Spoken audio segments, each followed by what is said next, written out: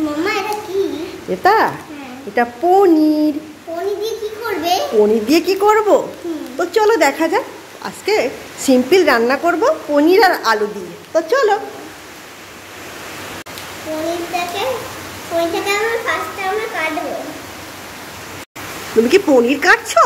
হ্যাঁ। কেটে ফেলো, ঝটপট পনিরটা কেটে ফেলো। পনির কেটে ফেলেছি। এবার থালায় ঢেলে ফেলো। ঢেলে ফেলেছো? হ্যাঁ। এবার একে পিস পিস করে দাও। এবার আমরা পনিরটাকে পিস পিস করে নেব।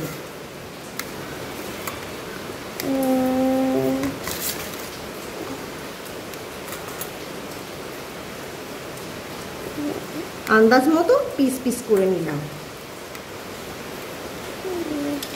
এবার তো কমপ্লিট পিস পিস করা। এবার একে কড়াই ফেলে ভাজবো। সোনা তুমি কি করছো? পনিরটাকে ছাড়িয়ে ছাড়িয়ে রাখছো? হ্যাঁ। ও তুমি তাহলে পনিরটাকে ছাড়িয়ে ছাড়িয়ে রাখো, আর ওদিকে আমি পটল আর আলু কেটে রেখেছি, ওটা টুকটুক করে ভেজে নিই। এদিকে আমি পটল আর আলু কেটে রেখেছি। পটল আর আলু ভাজা খেতে কিন্তু খুব সুন্দর লাগে। আলুটা এরকম গোল গোল করে ভাজা খেতে কার কার ভালো লাগে অবশ্যই বলবে। আমি ছাড়িয়ে রাখলাম। এবার কি মাখাবো এতে? লবণ হলুদ দিয়ে দাও। এই পনিরগুলোকে লবণ মাখাচ্ছি।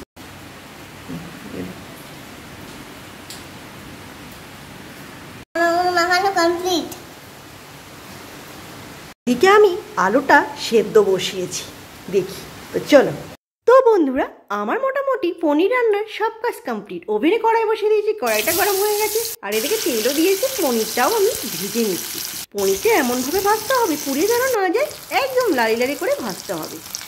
দেখো আমার পনিরটা অলরেডি ভাজা হয়ে গেছে। আর এদিকে আমি ভাতের সঙ্গে আলুটা সেদ্ধ বসিয়ে দিয়েছিলাম। আলুটা একটু বেশি পরিমাণ সেদ্ধ হয়ে গেছে, সেই জন্য আমি আলুটা ভাজবো না। আর পনির রান্নার জন্য নিয়েছি লবণ, হলুদ, জিরের গুঁড়ো, লঙ্কা, আদা বাটা, টমেটো। সিম্পল রান্না, খুব কম সময়ে এটা হয়ে যায়। আমি নিয়েছি। এখন আমি ওভেনে একটা কড়াই বসিয়ে দিলাম। তেলটাও গরম হয়েছে, একটু জিরে দিয়ে দিলাম তাতে।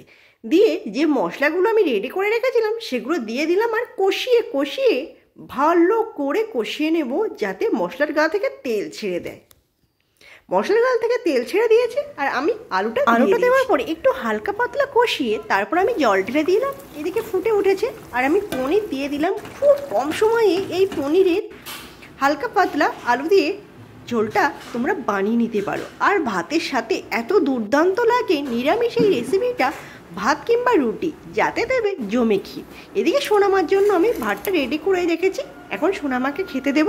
তো চলো সোনামাকে এখন ডাকি, যে সোনামা ভাতটা খেয়ে নিক, অনেকটা দেরি হয়ে গেছে। আমার খিদে লেগেছে। বসে যাও, তোমার জন্য ভাত বেড়েছি আমি। তাড়াতাড়ি বসে যাও, তাড়াতাড়ি বসে যাও, আর তাড়াতাড়ি খেয়ে নাও। দারুণ।